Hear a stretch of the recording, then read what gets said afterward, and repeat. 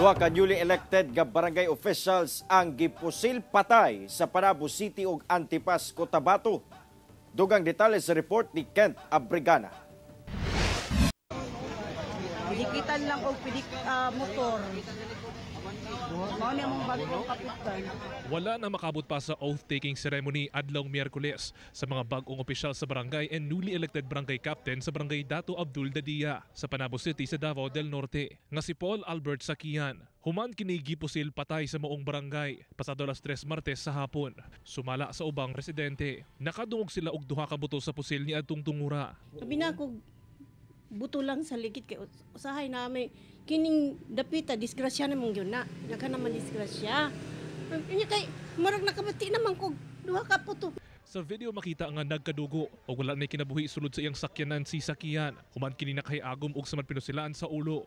Sa investigasyon sa Panabo City Police, paulino unta ang biktima dihang gitaparan kini og riding in tandem criminals ug dito na gipusil patay. Galing siya dito sa area ng New Visayas. Pauwi na siya sa kanyang residence dito rin sa Dato Abdul. Then upon reaching yung place of incident, he was fired upon by two unidentified male person. Yun yung naging dahilan kung bakit bumangga siya doon, kung makita niya yung waiting shed.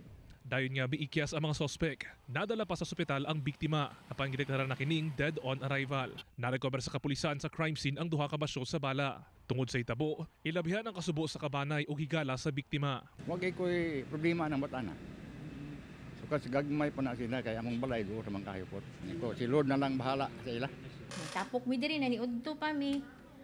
Unya pagka kuan nag-storya. Dira siya sa mong likod. Wala jud mi nagdahom gahapon nga ing ato ang mahitabo.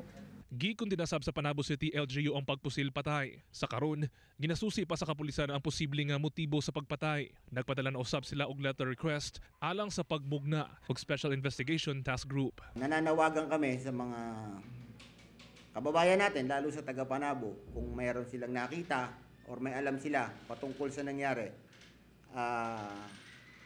Humihingi kami ng tulong sa inyo para sa mabilis na ikalulutas ng kaso nito. Samtang, patay sabang newly elected barangay kagawad sa Dolores, Antipas, Cotabato nga si Edmar Perero. Kini human gipusil adlong Miyerkules. Nagpadayon pa ang investigasyon sa kapulisan kalabot sa motibo ug pag-ila sa sospek sa pagpamusil.